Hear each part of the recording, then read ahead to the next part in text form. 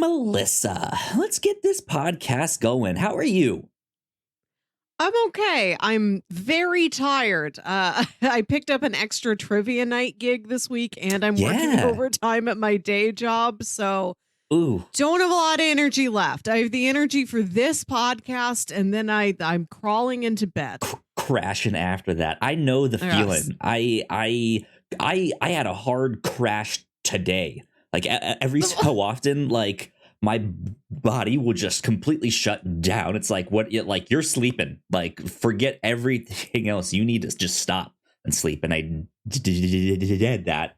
I had to wake up and get an energy jarring to get like back up and moving. I was only asleep for like an hour, but I woke up with like sleep boogers in my eyes and everything. Like gosh. I was out. Wow. So yeah, I know that exhausted feeling. But yeah, you mentioned the trivia night thing that you picked up yesterday. How has the trivia night stuff been going? It's been going well. I think my main venue is starting to get more teams. Thank goodness. That's cool. We are in a small event space in a larger restaurant, and we are often overlooked. I don't think people know we're in the basement there, but now it's finally working. We get like 10 teams per week, which is, I think, the average across the whole trivia company I work for. So I've reached average, and I'm accepting that as a win. Thumbs up. Someday I hope to reach above average. You'll get there. Yeah. We are recording on a Thursday night because, like you said, you picked up an extra shift for the trivia night stuff. So I'm glad that has been going well. Seems like a lot of fun. My week has just been a lot of like catching up on comics and TV shows and stuff like that. So I that's kind of all I have to talk about this week. Stuff I've been watching. Which we'll get into in a little bit here. But if you guys did not know, this is number 222 of the Whatnauts Captain's Log. Yeah, 222. What a good number. We should have planned something. Some sort of a palindrome activity. Right. Palindromes are always my favorite podcast numbers. They're just good numbers for some reason. Solid. And it's one of those angel numbers or whatever. Yes. I'm not sure what 222 is supposed to represent or anything like that, but I know people, like, when they see numbers they're like that, they're just like, oh, that means something, and they know what it means, but not this guy, not me. Yeah, like this must have some significance. Like if I read a book about something magical, this number would make a magic thing happen, but today it's just like, well, look at it. This has happened to me. I'm sure it's happened to all of us. Where like the calendar is some auspicious date, but it's not a date you can really celebrate in any way. Like I remember when it was June 6th, 2006, when it was 666. I'm like, when a big important day. You only get one of these like once every 100 years, but it's like, what do I do on that day? I think I went to Blockbuster. Hey, what a great way to celebrate. Didn't even rent a devil movie. Mark of the Beast. I think I watched The Producers. I should have gotten The Omen or something. Something like that. Yeah, like I said, this is number 222 of the Whatnauts Captain's Log, where every week we thirst for the taste of legend. My name is Kyle Springer, and I am joined by Melissa Wilkinson. Yes. Melissa, have you been up to anything else this week? Have you got plans for the Super Bowl at all? Any kind of excitement? No. None. Why ask me? It's a thing to say. I don't know. Maybe you're going over to someone's house to eat snacks and watch the commercials. I am going over to my parents' house. I'm going to watch the Puppy Bowl with my mom, and I said, then Dad can watch that football thing. And Mom says, that's so funny you say that. Whenever you're coming over to the house, your dad always tells me, what's her name's on the way over? There you go. You've been. Is that a demotion? Right? Like, just what's her name? She'll be over here. Her. Yeah. I don't. It's my privilege as the only girl in the family. I guess I don't. My 6-year-old niece isn't gonna hike over there by herself. It's just me. At least they've not gone to the your child will be over here. Yours. Yeah, your I'm child. not responsible for. Yeah, I'm just gonna watch puppies with my mom. I'm not. I have made it. I want to start making an attempt to understand sports better. Like last time I was over to my parents' house, my dad had a football game on. I'm like, I'm not going to look at my phone. I'm going to look at the screen. Sure. I'm really going to try and follow it this time. And it's just soup to me. It's just motion and shapes. Like, I really can't make sense of it. And I'm like, Dad, how do you do this? How did you learn this? And I realized like Super Bowl 1 happened when my dad was like 10 years old. So like he was able to get in on the ground floor of not football, but like televised football. Football is like a communal entertainment activity. And it's not like there's mythology that I have to learn. I don't have to know like everything the Chiefs have ever done to like watch a game, but I still look at it like I'm lost. I'm unmoored in a sea. But I wish I knew. I wish I knew better. So I'm going to go over there. We're just going to eat like soft pretzel bites and dip. And I'm going to try and look at it real hard. There has to be YouTube videos out there of like, I want to look it up. For beginners. Right. For beginning viewers. Like, I'm not going to play. Yeah. I just want to know what I'm looking at on screen. I want to do this for every sport. Also, I don't know how to play poker. Sure. And that's something I could do because I don't have to move to play poker. But when I see it in a movie, when somebody flashes some cards, it's like, boy, I don't know from context clues if those cards are good. And I wish I did. Yeah. I think I've mentioned plenty of times here now that I'm trying to get into F1 and understand all the ins and outs of that stuff. But yeah, that is a sport that I went into like watching some of that stuff with no knowledge whatsoever. And I feel like I'm getting caught up, which is neat. Okay, so you tell me now. If I am watching F1 on TV at Buffalo Wild Wings, what's happening on screen? What am I looking for? Do they just go real fast? Do they go in a straight line? Do they go in a circle? They definitely do go very, very fast. No, it's only NASCAR that does the like oval shape one. So these are like actual race tracks with like ins and outs and left and right. Some of the tracks are like built and like mixed into the city and stuff that they're in. Some are built out kind of at a separate location, so it can be a whole like, here is the racing compound, here's the whole circuit.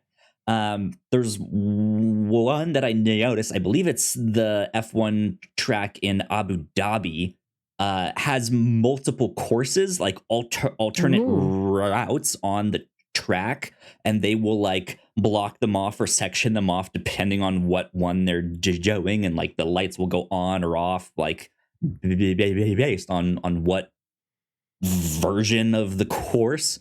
But I mean, like a race is generally pretty easy to understand.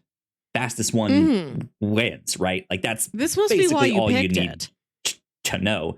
But there is interesting stuff about the cars and things of like, oh, here, like you can see their like the like back flap thing. Say, I'm not a car person, so I don't even know what all of these like parts are called or anything. I gotta like even that. Look at a picture of these cars. Real high tech looking cars, like they have this thing. I'm not gonna be able to explain this correctly. They have this system called a DRS.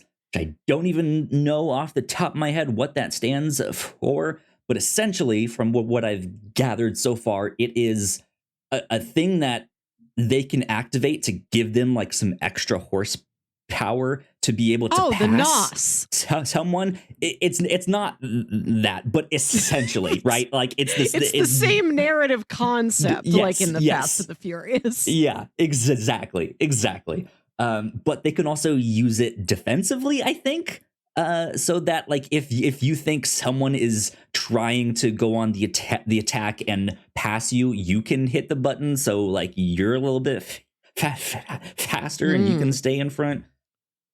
I don't know. There's some interesting things in that, and then just a lot of drama and stuff behind the scenes. It's interesting to see that there are only 10 teams, only 20 drivers, and there's people competing like as new drivers come into the sport and old ones go out. They are like competing for seats of like who gets to race on what team, because sometimes a really good driver can be stuck with a bad car, and that means they don't do very well. Or sometimes they can take that bad car and actually do something good with it. Or sometimes a bad driver can have a good car and just not know what to do with it. So things can get interesting on the track. I did Google the cars. They do just look like what I was picturing, which are Hot Wheels. Yeah, they're I not do your know typical, from Hot like, Wheels stock cars that you see in NASCAR, but they are those like high tech looking racing cars there. I don't like that they don't have Speedy roofs. boys. I know they're wearing like space suits and helmets, but I don't like that their torsos are that exposed. Oh yeah, we've again, like I've mentioned here on the show, been watching Drive to Survive on Netflix, and there are some gnarly crashes, and some scary ones too. Just like oh my god. I guess racing is the only sport where one of the players might suddenly catch on fire, because I don't think that happens in football. Spontaneous combustion typically does not happen. But yeah, in F1 and stuff like that, there have been people that have gotten in wrecks and passed away, and stuff like that. Some that they're like the car explodes on impact and there's fire and stuff like that. Yeah, so it can be intense. For sure. A body count, every time you turn on the TV, somebody could die right in front of you in the sport you're watching. Yeah, that's the thing, though, is they are always trying to improve the safety. And if there is a particularly gnarly crash, they do investigations on all of that and then see like, OK, hey, do we need can we fix something about the design of the cars that we need to implement in this next year so something like this won't happen next year, or like this particular thing that went wrong? Can we fix that how? So yeah, there you go. I learned about a Japanese ghost storytelling contest that's named for some famous entertainer and storyteller. It's whatever that guy's name is the name of the contest. It's the somebody Grand Prix. Okay. And I think it's so funny to name things that aren't races a Grand Prix. Well, God, if we just have our last podcast of the year is our podcasting Grand Prix. Here we are, the podcasting Grand Prix of 2023. Right. It gives you a certain excitement level that other phrases like celebration or party or even extravaganza don't quite capture. No more retrospective. It's a Grand Prix from here on out. Right? 7 years in, time to change it. That's funny.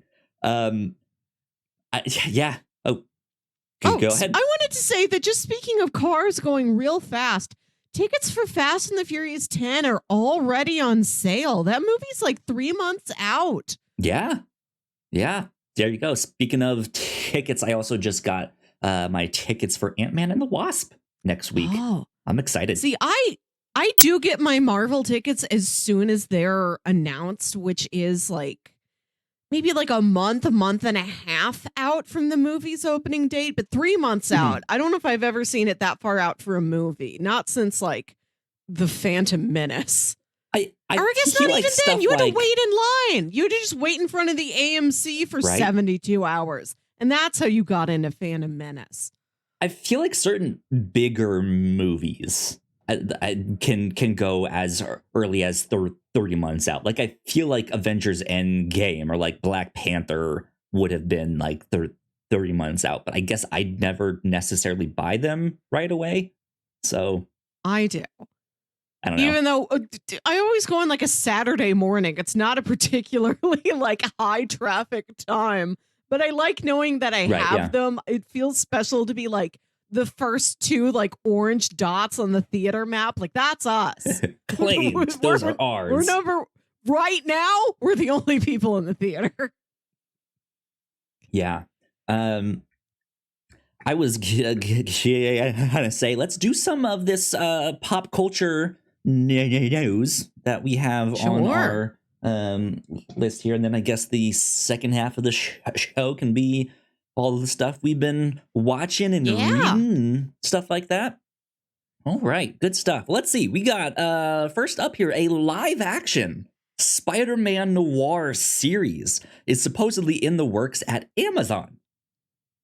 Live action Spider-Man Noir. Melissa, Spider-Man Noir. We saw him in the Spider-Man Into the Spider-Verse. I think that's where most people saw him. There are comics with him in that. He existed before the like Spider-Verse comics. They did a whole line of noir comics at Marvel. They did like X-Men Noir, like all sorts of stuff like that. With some of them weren't so good, but Spider-Man Noir by far was the like standout one there. How do you feel about a live action Spider-Man Noir? Good. Sounds good. I'll watch it. I'll be there. I don't have many more thoughts. Is Nick Cage the one that you want to play him, or are you up for a new? Why would it not be Nick? Unless it's like Spider-Man Noir Origins and he's like a young gumshoe and it needs to be younger than Nick Cage. That I understand, but maybe he could narrate it. Maybe he's narrating it from the future, like the Wonder Years or something. I gotcha. There could be something like that. I just figured since it was live action, it probably wasn't going to be tied into the across the Spider-Verse stuff, into the Spider-Verse stuff. So could see someone new stepping into that role there, which I think would be neat. Like that one I felt was actually a really, really cool story that they had there, and like neat alternate take on Spider-Man that they had. So I would love to hear and see Nick Cage again, but I would also be interested in who else would play Spider-Man Noir. You don't often see actors really called as like, that's a noir guy. You got to get him in black and white and a trench coat right now. So I want to know who that is. Who's on that list? And that's the thing with a noir style story, right? You either have the like hard-boiled, grizzled, jaded detective who's older, right? Or you have the like the brand new, he's super shiny rookie detective that doesn't really know most of the ropes. Or you get both of them. Right, and you have the young upstart old and the and old busted, guy who's just new like, hotness. I don't want to deal with this guy, right? Which I could still see Nick Cage in that older, like hard-boiled detective role. Hold on, no. What we need, not necessarily from this, but from anything, you can be shiny and new at any age. What if you're like sure. 50 years old and you've just realized, decided you to know be a what? detective. No, this is my life's calling. Yeah, I don't want to be an accountant anymore. I want to be a detective. I want to see the like happy-go-lucky rookie who's like old enough to eat the Denny's senior menu. Right. Absolutely. I had a Grubhub driver today, just the cutest old man. Like he brought my stuff and waited for me to answer the door so he could hand it to me instead of like leaving it at the door, even though my instructions was just like, just leave it at the door, all that stuff. But like my first thought was just like, you're too old to be doing this, man. Go home. Like, just like stay home. But then like afterwards, I was like, you know what? He's probably like fully capable. He's like sharp. He can do all that. He just wants to get out and do something. Right? Yeah. Let him do something. So yeah, I'm with you. Maybe we can have the shiny new detective who gets his senior discounts at the movie theaters and right. And then the grizzled diner, right? Yeah. The grizzled detective is like 26. They were like Adam Brody and the kid detective, like they were a prodigy at this. They got into it too early. He was a child detective, yeah. And now he's the 20-year-old grizzled detective. Somebody, please we need make that this. Happen. Please give us a grizzled youngin' and a perky, bright upstart senior. Oh my God, that's amazing. That would be awesome. I would love that. That would be so good. But we got more news coming out of Amazon. Melissa, you might not be familiar with this one. I've never pitched it on the review show, but because I've only read the first volume of this comic, and the second one took some time to come out. It was out in a weird format. I ended up just not continuing with it. But Scott Snyder and Jock's comic Wytches is getting an animated series at Amazon. And why I think this is notable is because this is one of the scariest comics I've ever read. Scary! Yes, it is it is a story about witches, but witches not in the way that you typically know them. Even like, because I read the first volume when it came out, and he had an essay in the back of it of like how he came up with the idea for the story. And it was just like growing up on his like family's property. They lived on the woods, and sometimes he would like spend time out in the woods, and just how lonely it was out there. And then just those thoughts that you get while you're alone out in the woods, that like, did I see someone over there? Did I hear something? Like all of that stuff. And man, it was one of the scariest comics I've read, also because of Jock's artwork. Yeah, I'm looking at it now. This is otherworldly. It's very like heavy ink. There's a lot of black ink in this. I think a lot of people would describe it kind of reductively as scratchy, right? It looks real scratchy artwork. But I think what works about the art is that there's a lot of like trying to decipher the artwork to be like, did I see something in that artwork there? Like, is there something kind of covered up by the black ink in this? Like, it's really neat. So I Googled this, and Google's related searches sound like you wrote them, because it's Nail Biter, Lock and Key, and American Vampire. Yeah, well, I mean, Scott Snyder wrote American Vampire too. Yeah, I was trying to think if I've ever read any Scott Snyder. You're right, that one. We did that, and he also did the Court of Owls, Batman stuff. Thank you. I'm at the level of comic book knowledge where when I hear a name, it's like, I know that is a significant name. I know I've heard that before. And maybe I can get in like a house. Like I've heard that name tied to DC, or I've heard it tied to Marvel, or maybe I can hear it tied to a hero, but I can't remember specific titles or if I have ever read that person's work. Yeah.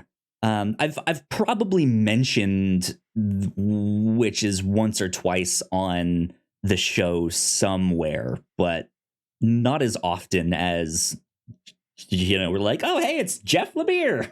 Good old Jeff Lemire, Hall of Fame, Whatnauts Hall of Famer, Jeff Lemire. Right. The only one that's been like inducted into our Hall of Fame. The one name I consistently remember, Jeff Lemire. Right. Yeah. Yeah. So I'm excited about that. Also because on Twitter he was like, hey, besides the animated series, the comics for Witches is coming back in a big way. So sounds like there will be some more of that. So good on Scott Snyder and Jacques. Excellent. I'm always happy for. There's not a lot of animated horror content out there right now, at least in the TV realm. So I look forward to it on that front. Indeed. Melissa, have you ever watched Luther? I have not. I know this is the British crime series starring Idris Elba, and that's the end of anything I know about it. I don't know what Luther does. I don't know if that's his first name or his last name. I can't name the second person on the show after Idris Elba. It is a like crime detective show. They do those like real super short seasons where it's like, hey, it's a 3-episode season, but they're all like an hour and a half long ish. Or no, I think they did a weird thing where like the seasons, as the show continued, the seasons got shorter and shorter till they only had like a 2-episode season. But I digress.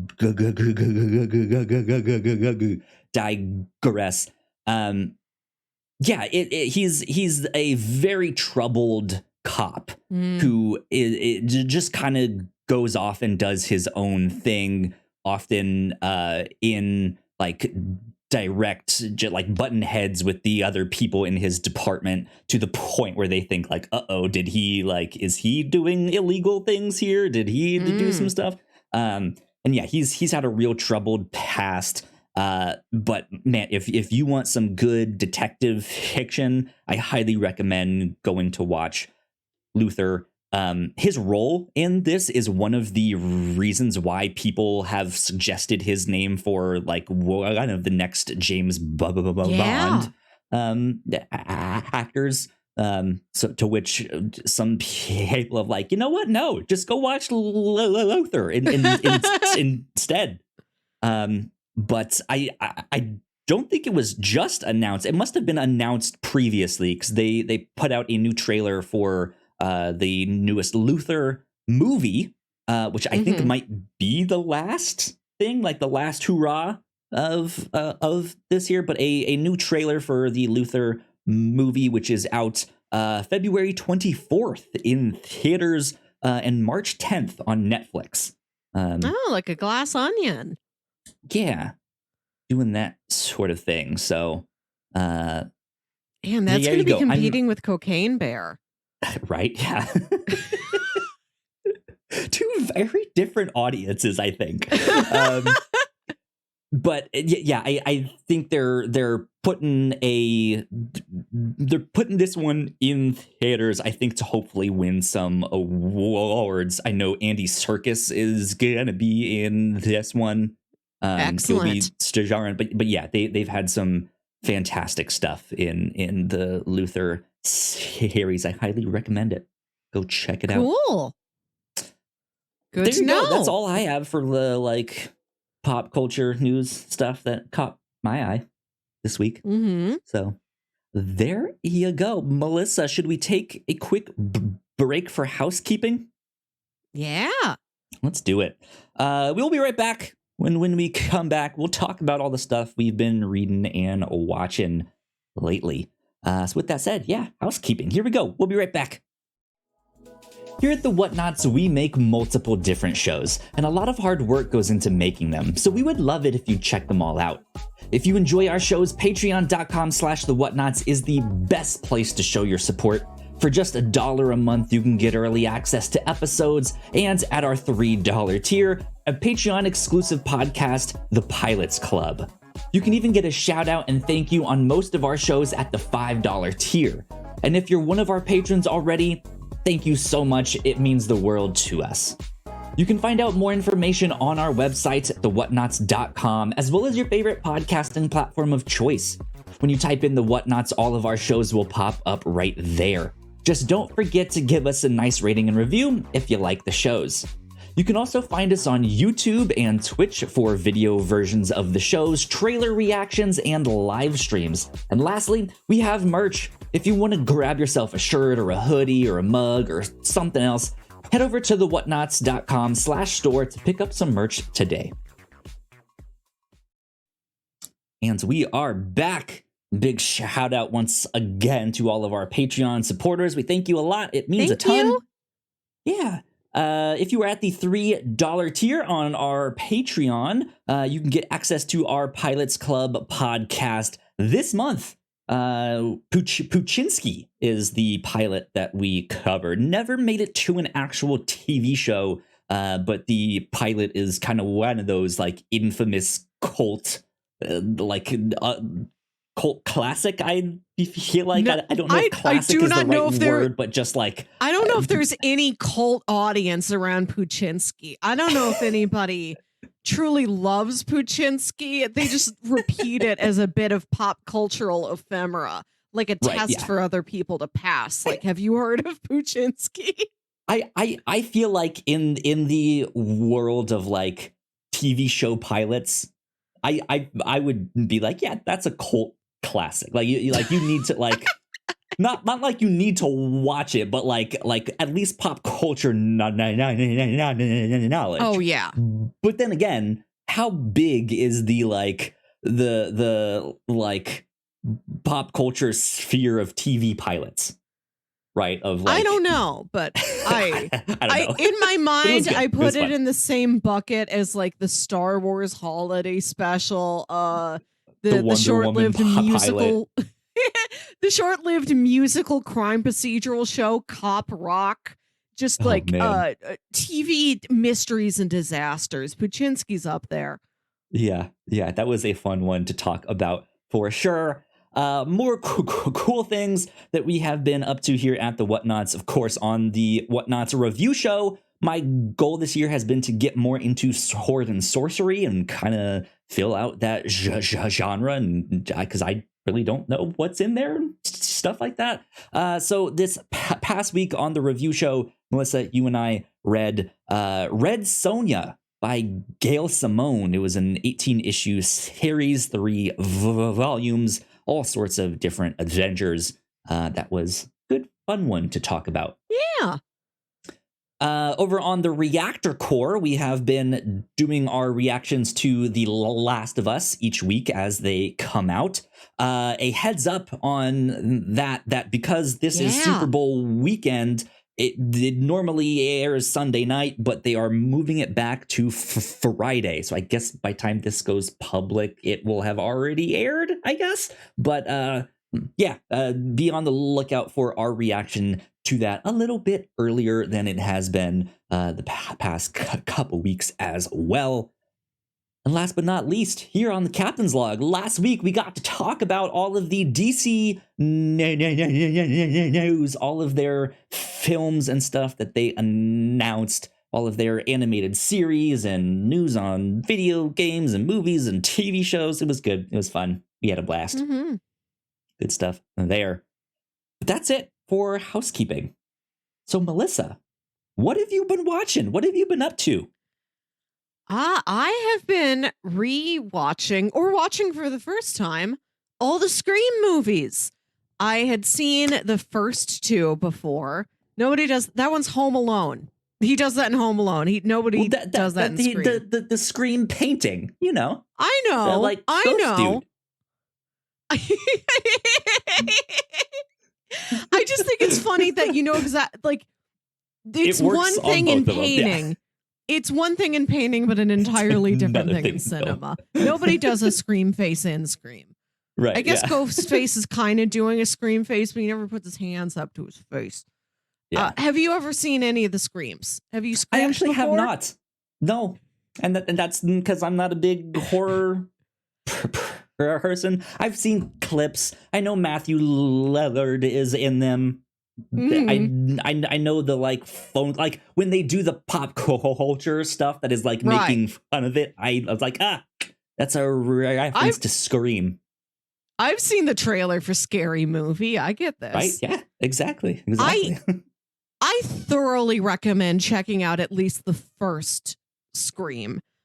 So far, all the Screams I've watched, I have seen 4 of the 5. I have to catch up on that 5th one that came out last year because I want to see this new 6th one that comes out next month, I think.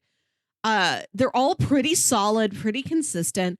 I think the first one is really well formed on its own. You can definitely keep going after that, but watch that first one. And if you call it quits there, at least you will have done yourself the service of watching Scream.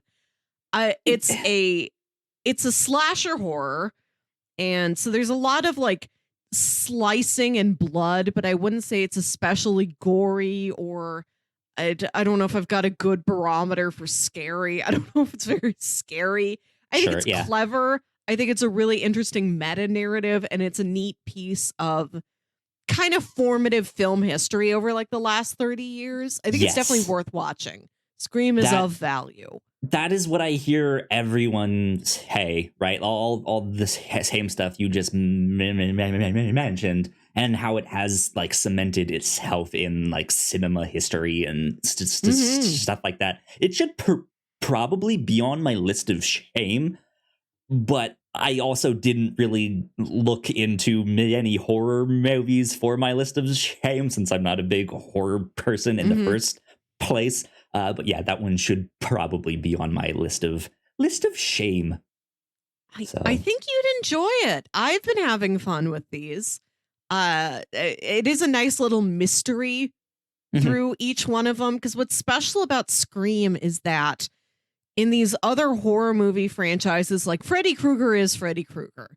Yeah, the Michael Myers is Michael Myers. Jason Voorhees is Jason Voorhees. Their own entities, yeah. Yeah, but Ghostface can be anybody. Sometimes it's multiple people. You've got a pair of killers that will like trade off and put on, the black robes and the mask. Right. So it's a puzzle every movie. Every movie starts over with an entirely new culprit you have to identify.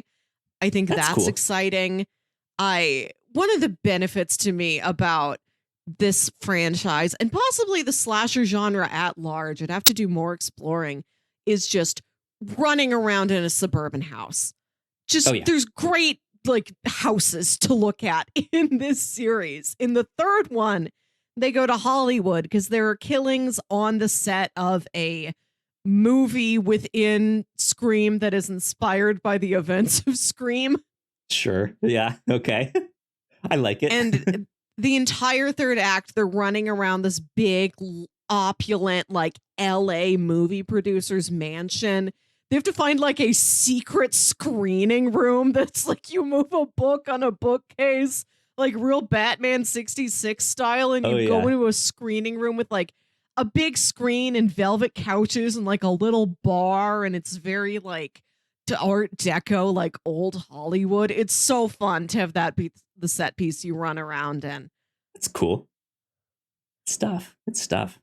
Is there any kind of merits to the other, like the 2 through 5? I guess you haven't seen not 5 yet. The first one, I think, came out in like 96. The sequel was like put out real quickly the next year, 97. That one's set when the characters go to college. So it's kind of like against like a fraternity, sorority, like college backdrop. Reminded me of like the Happy Death Day movies. The third one was in like 2000. That's the Hollywood one. And then they didn't make Scream 4 until like 2011. So then that's very like social media focused. It is actively aware of itself as a reboot of the previous Scream trio, and it's very meta, not just about horror movies, but about horror movie reboots specifically. Interesting. Same with the third one. The third one's very aware that it is the third part in a trilogy. Like, I know if you know anything about Scream, like in the first movie, they're like, you have to follow the rules of the horror movie or you're going to die. Like, don't drink, don't have sex, don't say, I'll be right back. Those are all sure to kill you. Like that. Don't listen to the one that says, let's split up, gang. Like that theme continues throughout the series in different ways. So yeah, I'm excited to see Scream 5, which is coming after Scream 4 after like another like 12-year gap. And I've heard that one's more of a take on like the contemporary elevated horror. I don't know, your Get Outs and your Hereditaries and some such. So I look forward to it. That's cool. And I want to see the sixth one in a theater. Like going to see a slasher movie in a theater sounds like a real fun time. I don't want this to be a home view. I'm going out there. Good stuff. Good stuff. Melissa, I have to ask you this. Did you also go see Knock at the Cabin? I did. I knocked. They answered. Tell me about it. I enjoyed it. It's a pretty well put together, shot really wonderfully. But then that's my favorite thing about every M. Night movie. Like, even if you're not wild about what the story is, I think it's pretty well put together from like a technical, like a visual storytelling standpoint. That's as strong as ever here. It's a really nice companion piece with Old. I don't really want to talk about like what is there like, and not a correlation, but is this better than Old? Would you like it? What's the kind of conversation between the two there? The two of them have kind of a similar theme, and if I talk more about it, it's going to kind of give away the twist at the end of Old. You haven't seen Old yet, right? Nope. I don't want to talk too much more about it, because the thing I want to talk about, it's like pretty prevalent pretty early on in Knock at the Cabin, but really doesn't show up for a while in Old. So I'm going to head off on that, but I'll tell you, it's interesting that these two movies were made back to back with each other. They really feel like opposite sides of a coin in some ways. Okay. That's cool. That's cool. I do have to ask you this, because we have a little bit of a segment that we can do here with this. So, Melissa, let's dive into Yankee Goes to Hollywood. Relax. Melissa, you just went to go see Knock at the Cabin, M. Night Shyamalan's new movie. If that movie was turned into a candle, what would it smell like? Strawberry shortcake. Oh, maybe like kind of like a spicy, like kind of like taco smell or something. You get some cumin, some cayenne or something in there. Okay. And maybe just like a little bit of like a citronella bug spray. Interesting. Now I'm trying to extrapolate what this movie is about based on that. I don't know if these are helpful. I don't know. Who knows? Only that they are out in the woods. That represents woods. Like there's no larger purpose to that. I'll tell you one bit in this movie I really enjoyed. It's right at the beginning. If you've seen the trailers, you can easily extrapolate from this. Dave Bautista approaches the little girl who's staying at this cabin. He's trying to get to know her. He's talking to her about like the bugs she's collecting in a jar out there in the woods. And he's asking her questions like, and he asks her, what's your favorite movie? And she says, Kiki's Delivery Service. And then Dave Bautista says, very seriously, very sincerely, I'll have to check that out. Just like, I'll put that on my list. Right. Like he takes that as seriously as he takes his world saving mission in this movie. Like if we save the world, if we get out of this alive, the first movie I will I'm watch Kiki's Delivery Service. There you go. Good stuff. So I've been watching a few things. I've been catching up on comics and stuff like that. First thing I want to mention is that sometimes on the review show, Melissa, you and I like to have themes of what we pitch. Like maybe it's all detective stories where there's the hard-boiled detective and the hot new one, right? The new hot one. Who knows? Right, but we have some theme. There's a couple I've had in the back of my mind that I'm like waiting for the right moment, or I have like one thing that fills out the theme and it'd be a great theme, but I don't have like two other things to like fill that, so I don't know what to do with it yet. I almost pitched Flashpoint Beyond. Do you know what I mean when I say Flashpoint Beyond? No, we already read Flashpoint. Is Flashpoint Beyond the same comic, but it's printed with like 3D ink and it comes with like those little flat blue and red glasses? Yeah, with holographic it's like covers. No. Wow, Flash is coming right at me. No, Flashpoint Beyond is technically the sequel to Flashpoint. And I, because when we read the Flashpoint comic for the review show, you ended up, I think, really liking some of the characters in there, or like some of the concepts that were introduced there. Like, oh, this Superman who's been in captivity his whole life, and he's like skinny and stuff like that. But one of the things for like comic audiences at large that has stuck from the Flashpoint universe is Thomas Wayne Batman. Yes. His character has somehow made it out of the Flashpoint. He's been brought into multiple stories and stuff like that. And yeah, there is now technically a sequel to Flashpoint. And I was like, oh man, how cool would it be if I got to pitch like sequels to things that we've covered and like have Flashpoint Beyond be on that. But knowing it was a comic event book, I was like, let me read this first, just so I know, like, can I only read the event book, or do I need some extra tie-in to kind of figure it out? I read the event book. I have to say, I loved it. I thought it was fantastic. Melissa, I think you would be lost. I think you would you would be like, I don't understand a single thing that's happening in this. Thank you for testing this like a parent putting a little bit of baby milk on the back Making of their sure it's hand not too and hot, licking yeah. it to make sure it's not too hot.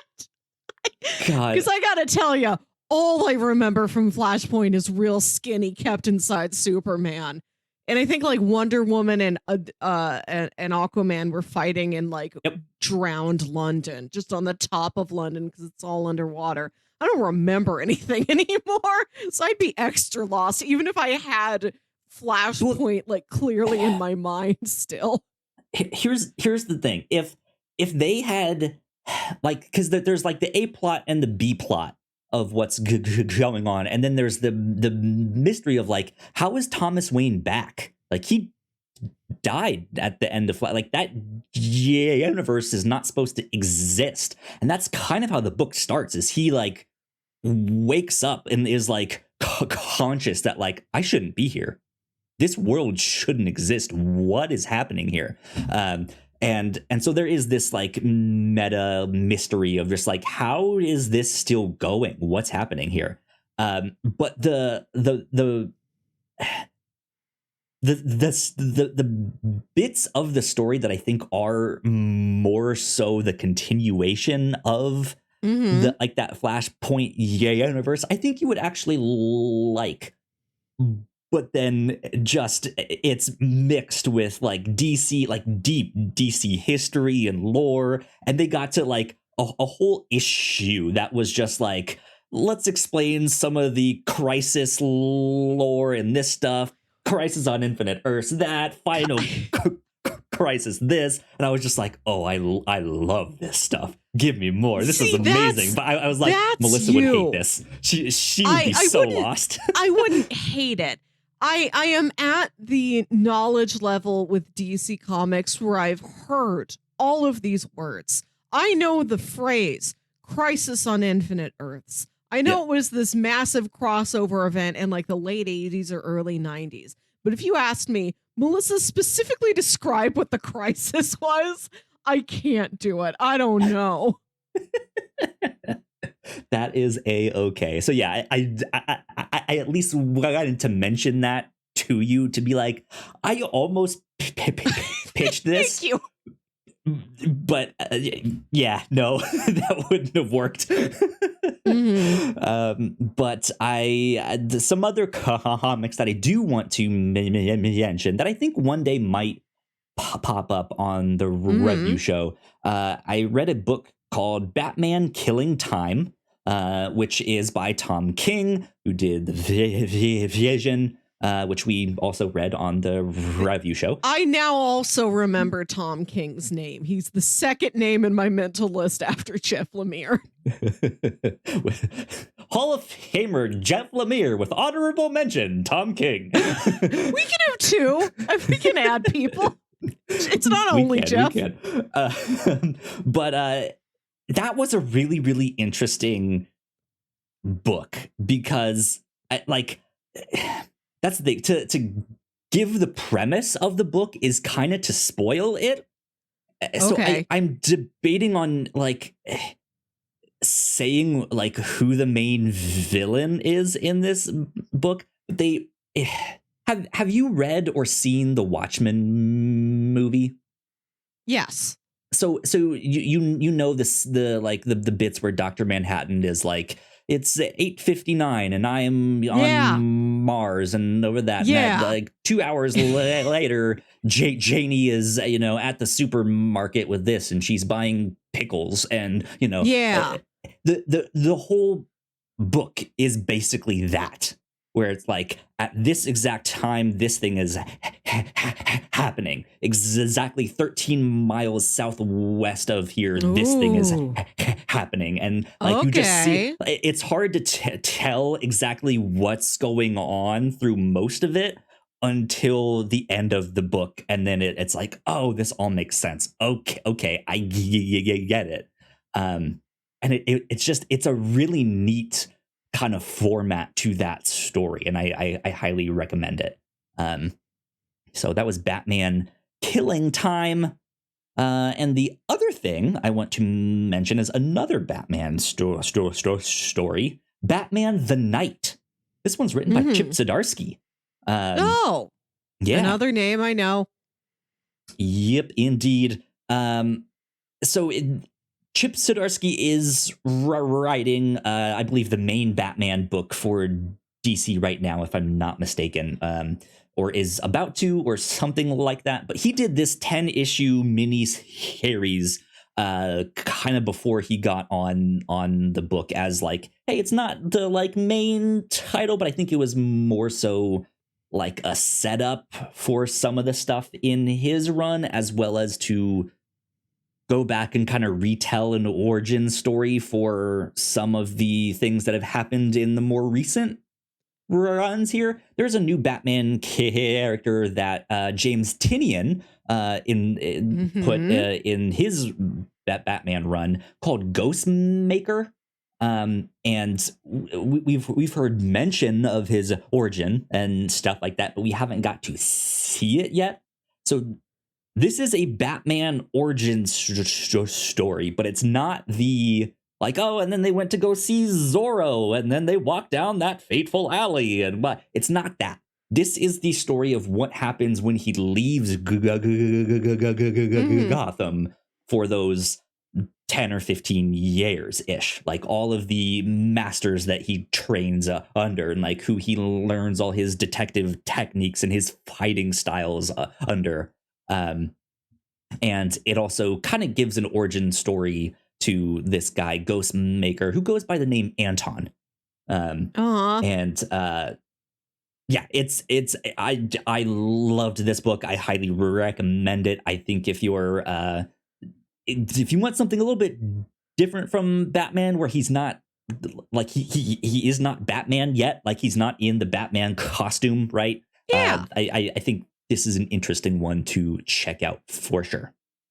So that Kyle, was Batman I the Night. Googled, is Zorro in the public domain? And it seems that so. at least some Zorro is, or at least Yes. it should be now. Because I'm wondering, is there ever a Batman comic where like he fixates on Zorro, like Zorro becomes like one of the symbols of his parents' death, and then he like hallucinates Zorro? Like, does Batman ever fight Zorro? Like, if we hadn't gone to see you, my parents would still be alive. There's I'm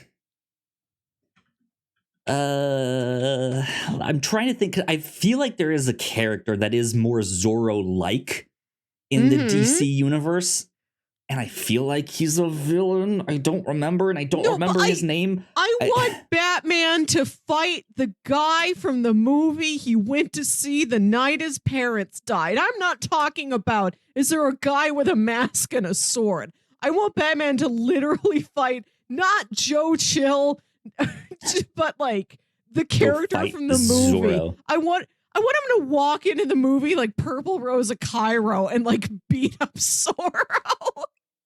No, not that I know of.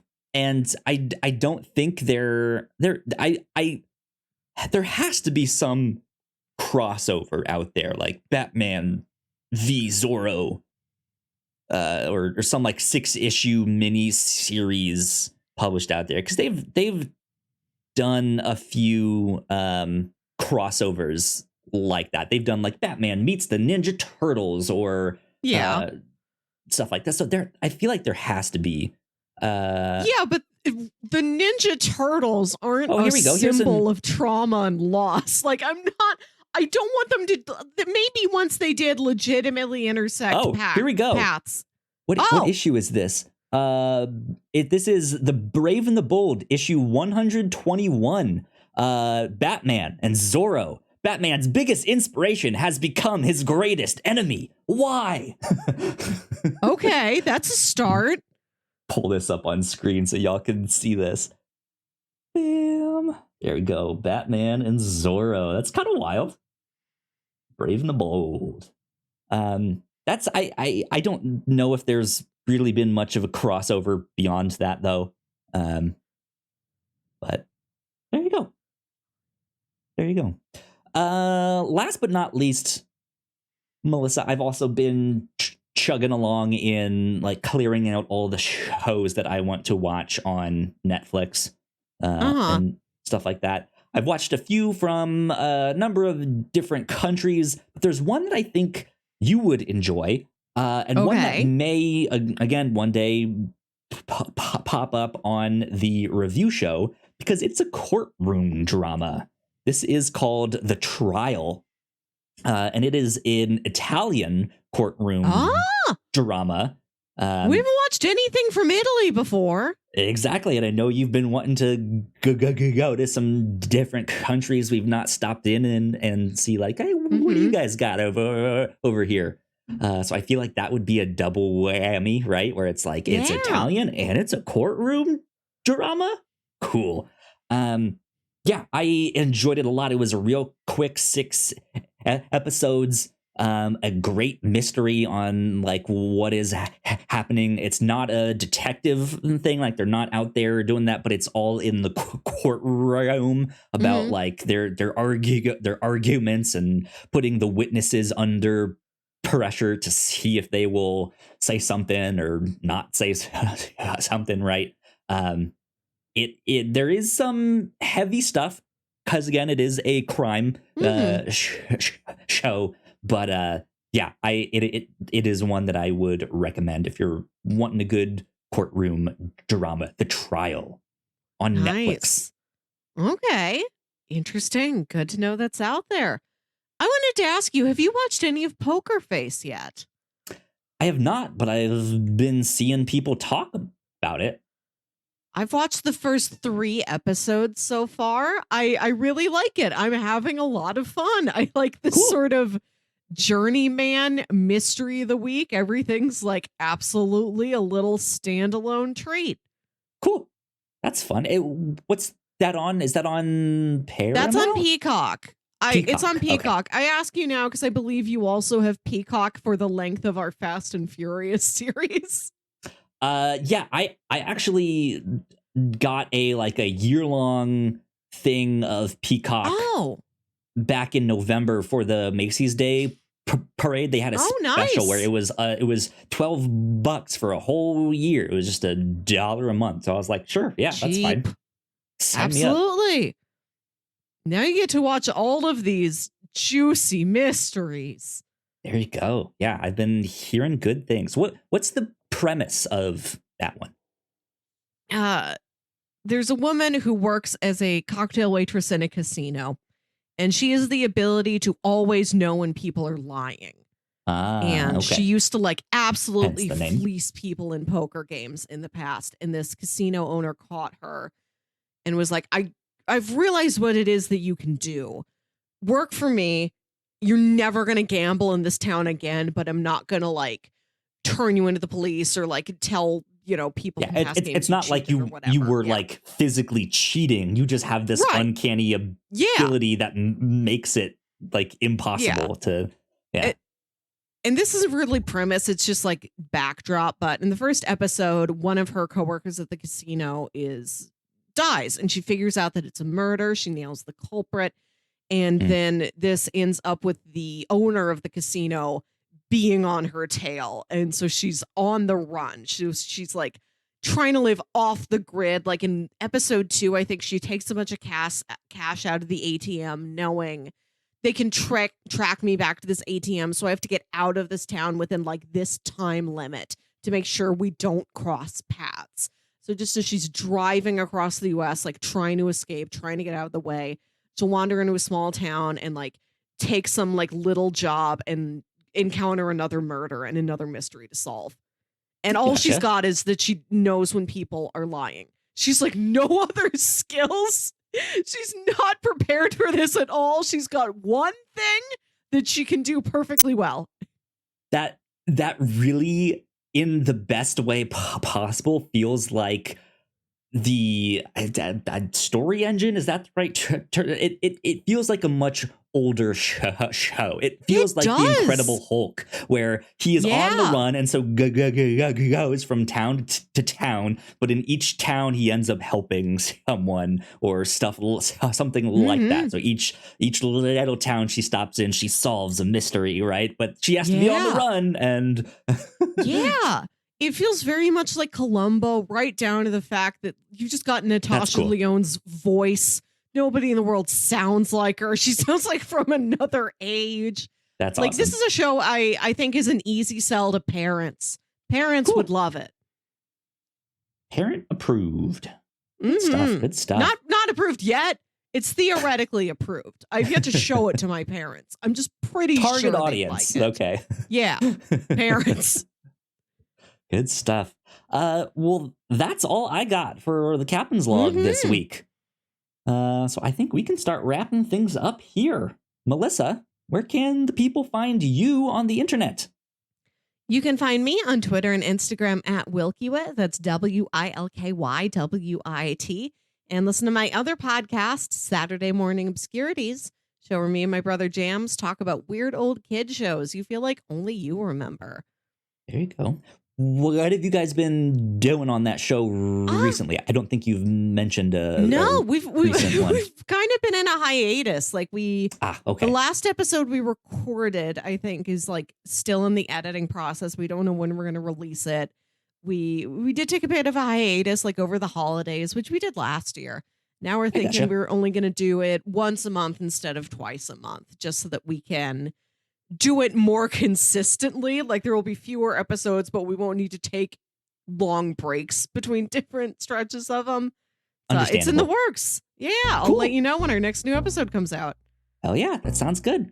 Well, if you guys want to follow me, I am at Yo Kyle Springer. And if you guys would like to stay up to date with all of the stuff that we do here at the Whatnauts, of course, we are at the Whatnauts. So please go like, share, and subscribe. That would help us out a ton. If you're watching the YouTube version of this, we got some more videos over there for you all to check out, which would also help us out a bunch.